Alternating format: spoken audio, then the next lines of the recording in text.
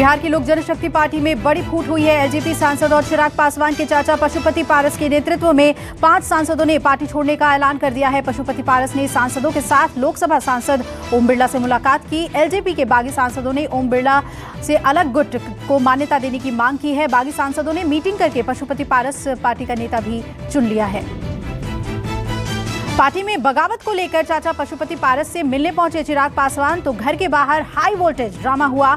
चिराग पासवान घर के बाहर आधे घंटे तक खड़े रहे। चिराग पासवान के घर के लिए घर का दरवाजा नहीं खोला गया और लगभग 30 मिनट के बाद घर का गेट खुला और फिर चिराग पासवान घर के अंदर जा सके। पशुपति पारस के घर पर नहीं थे और चिराग के चाचा से मुलाकात नहीं हो सकी। बताया जा रहा है कि बागी सांसद चिराग पासवान और उनके सलाहकार से लंबे समय से नाखुश थे। कई बार असंतोष जताने के बाद भी चिराग पासवान की ओर से सकारात्मक कदम नहीं उठाए गए, जिसके बाद असंतुष्टों ने अलग होने का फैसला लिया। एलजेपी के बागियों पर जेडीयू की भी नजर है।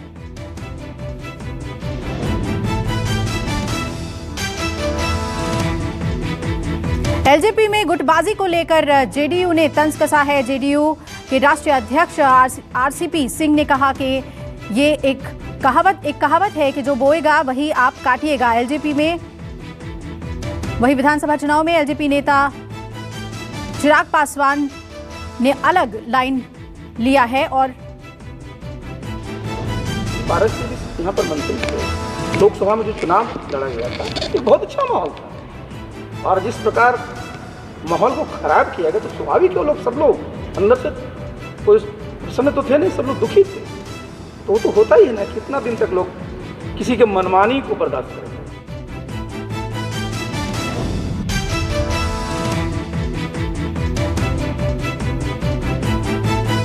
एलजेपी में बगावत पर आरजेडी ने नीतीश कुमार पर निशाना साधा। आरजेडी ने कहा नीतीश की जमीन तो इस चुनाव में खिसक चुकी है और अब जमीर भी खो दिया है। मनोज झा ने कहा स्वर्गीय रामविलास पासवान जी की मृत्यु के 6 महीने बाद ही ऐसा करना उनके समर्थकों को चिढ़ाना है।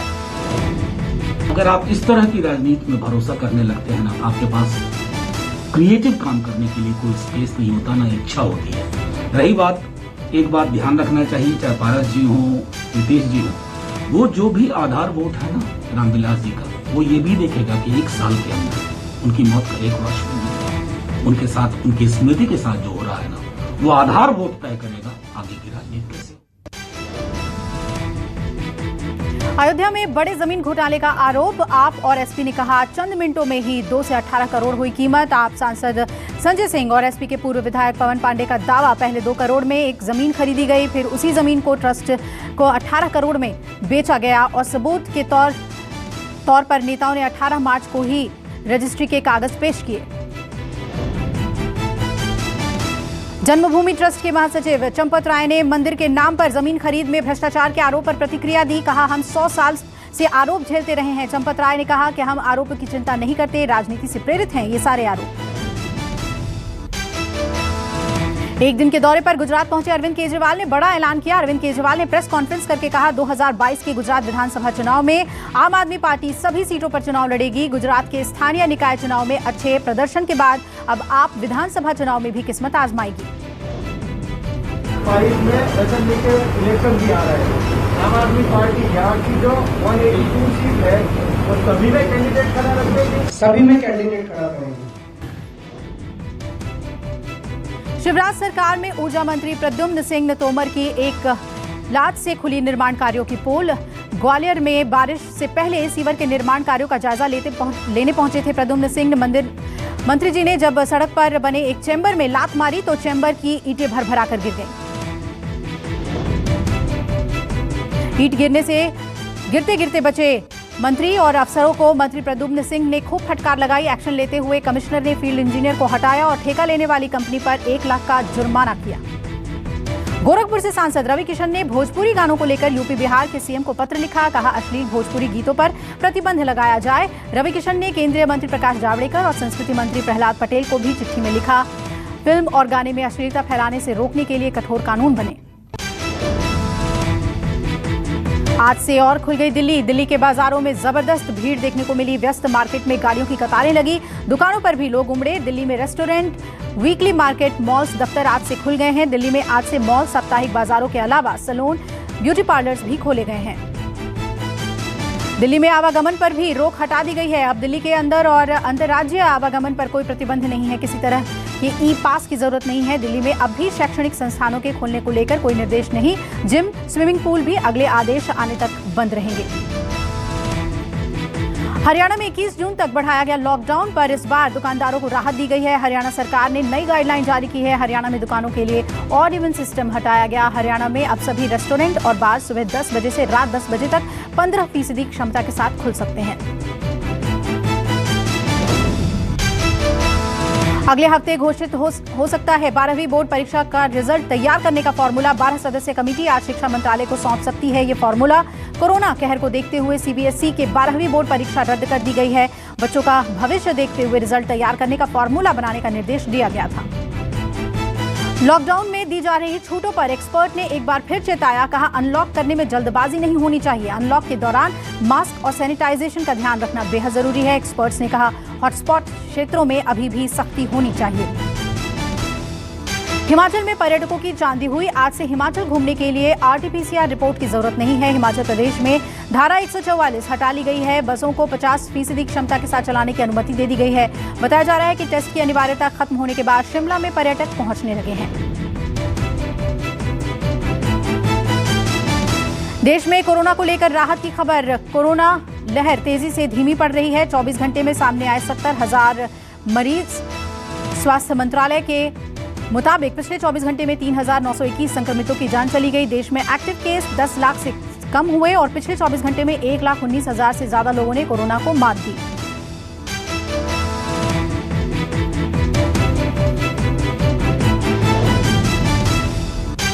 तेलंगाना सरकार ने medicine from the sky project की शुरुआत की। इस प्रोजेक्ट के जरिए ड्रोन से अनिवार्य दवाओं और सामानों की डिलीवरी होगी।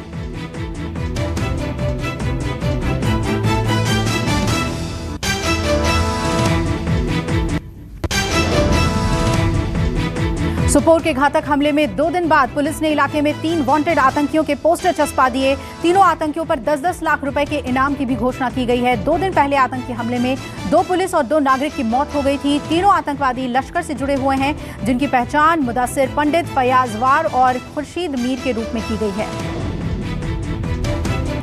पश्चिम बंगाल में चुनाव के बाद अभी लगातार हिंसा की घटनाएं जारी हैं। 2 पीड़ित महिलाओं ने सुप्रीम कोर्ट में याचिका दाखिल की।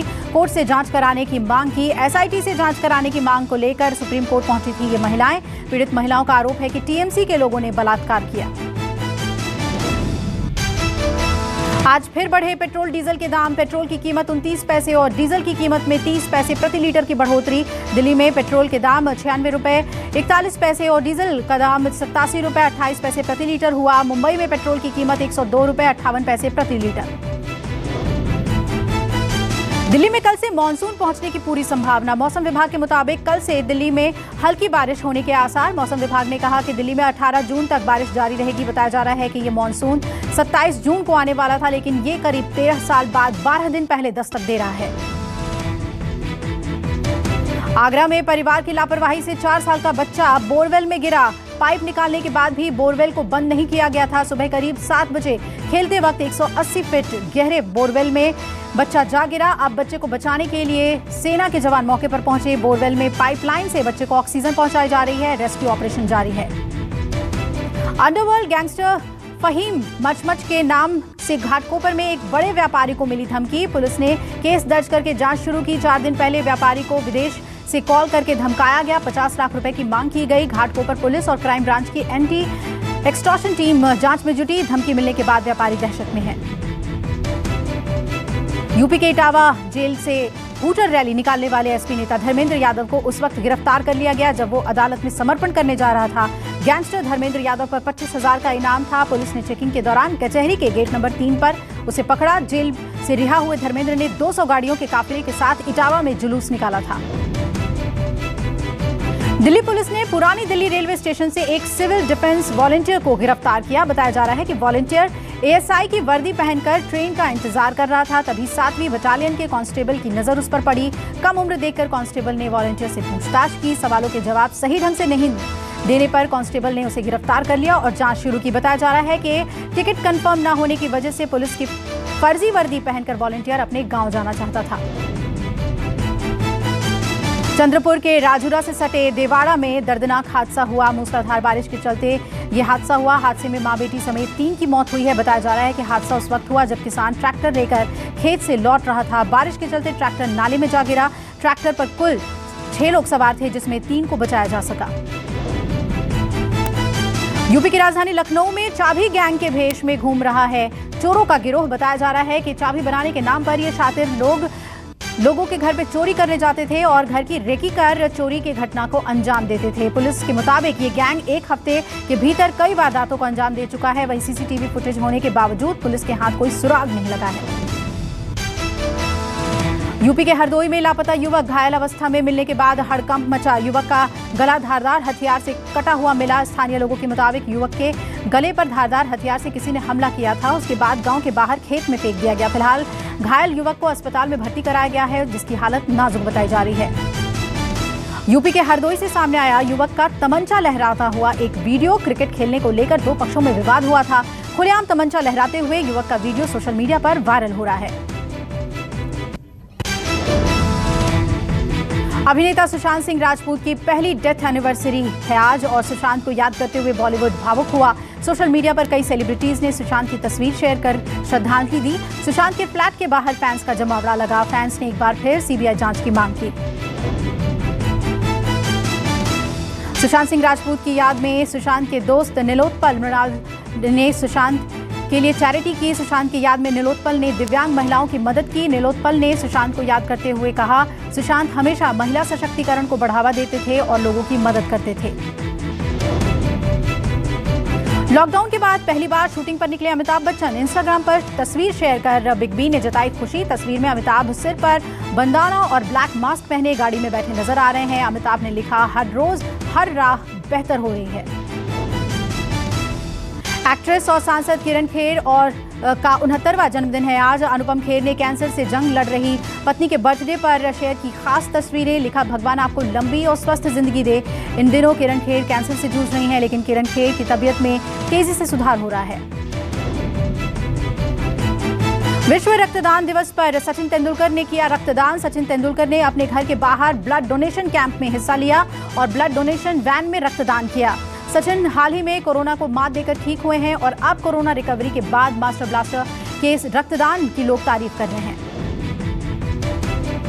आम आदमी पर महंगाई की मार रिकॉर्ड स्तर पर पहुंची। थोक महंगाई दर। थोक कीमतों पर आधारित मुद्रास्फीति की दर मई में बढ़कर 12.94% पर पहुंची। कच्चे तेल के दाम में तेजी से बढ़ी महंगाई। सब्जी, दालें, तिलहन सब कुछ हुआ महंगा।